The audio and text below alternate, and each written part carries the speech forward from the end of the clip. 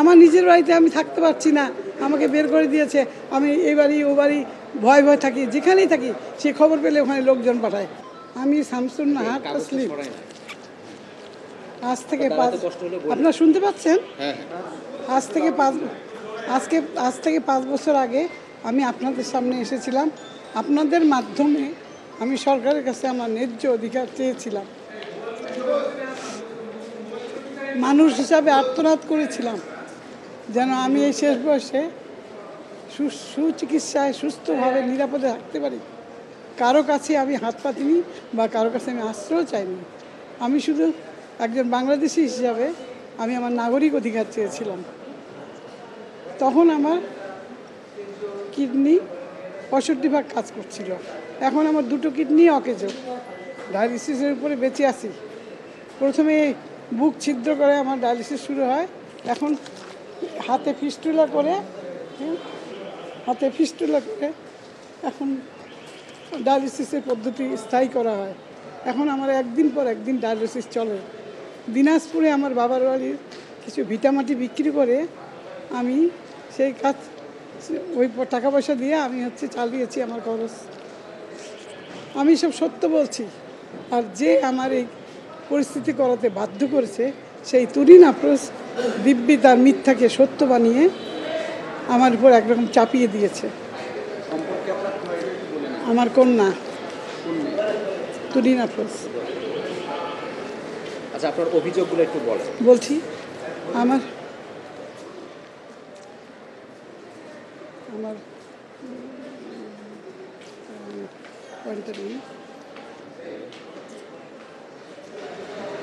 আমি 5 বছর আগে সেই সংবাদ সম্মেলনের পরে আমার উপর এক অকথ্য নির্যাতন, অবর্ণনীয় পরিস্থিতির শিকার হয়েছি। তুরিন নিজে আমার নামে বিভিন্ন সামাজিক মাধ্যমে কুৎসা রটনা করেছে। এ কাজে তাকে সাহায্য করেছে তারই ছাপোষা কিছু সামাজিক মাধ্যম ভিত্তিক গুজব কর্মী। আমি তার সাথে যোগাযোগ করে জানতে চেয়েছি সে কি চায়। সে বলেছে পুনরায় সংবাদ সম্মেলন করে বলতে হবে যে গতবার আমার মাথা খারাপ ছিল, তাই আমি উল্টাপাল্টা বলেছি অতিরিক্ত ওষুধ খাওয়ার জন্য। এরকম কুৎসিত মিথ্যা যার কোনো ভিত্তি নেই। আর আমি তো মানসিকভাবে সুস্থ আছি, তবে কি করে এত মিথ্যা বলবো? এগুলো বললেই নাকি আমি আমার অধিকার ফিরে পাবো। আমার থাকবার জায়গা থেকে সে জবরদখল করে আছে। তার পারিবারিক জীবনে নানান জটিলতার জন্য সে আমার কাছে থাকতে চেয়েছিল। আর সেই কিনা আমাকে জোর করে ভয়ভীতি দেখে বাসা থেকে বের করে দিল এবং 15 বছর সে আমাকে বাসাতে ঢুকতে দেয়নি। এত মিথ্যা যে 2024 সালে শেষে এসেও সেই স্বাধীন বাংলাদেশে সে বীরদর্পে দখলদারি করছে। আমি আসছি ঢাকায়, লুকায় থাকতে হয়। এখানে থাকি, এখানে পালিয়ে থাকি, যেখানেই থাকি সম্ভাব্য আমার আত্মীয়ের বাসায় লোক পাঠায় আমাকে মারতে। এরকম করেছে, গততে করেছে, এখনও তো কালকে রাত্রেও সে আমাকে ফোন দিয়েছে। আমি ধরিনি। ভয়ভীতি দেখায়। এগুলা করতেছো, এটা করবো না, এটা করবো না। আমি তো ফোন ধরি, কালকে আমি ফোন ধরিনি। ওর আমি মুখাপেক্ষি হই না। এরকম যাওয়ার চেষ্টা করেছিলেন? না, আমি যাইনি। আমি যেতে চাই। আমি এই জন্যই এসেছি যে এখন তো আমার দেশ স্বাধীন। বাড়িতে যেতে চাই, যেতে দিচ্ছে না। আমি আমার মানবাধিকার চাই, আমি আমার নাগরিক অধিকার চাই। আমার নিজের বাড়িতে আমি থাকতে পারছি না, আমাকে বের করে দিয়েছে। আমি এই বাড়ি ও বাড়ি ভয় ভয় থাকি, যেখানেই থাকি সে খবর পেলে ওখানে লোকজন পাঠায় আমাকে খোঁজার জন্য। না, আমি তো আমার বাড়ির জন্য মামলা করিনি। আমি আপনাদের মাধ্যমে জানাতে চাই আমার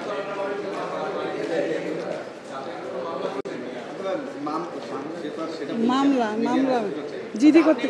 বলেন তো যে মেয়ের সাথে আপনার এই সম্পর্কটা অতিরিক্ত হলো কেন? হ্যাঁ, মানে কি কারণে সে এটা করছে? আপনার জমিটা কেন দখল করবো বা আপনার বাড়ি থেকে বের করে দিল কেন? না, এটা তো আগে তো ভালোই ছিল। আমার বাবা মারা যাওয়ার পর একদম খোলস খুলে বেরিয়ে আসলো।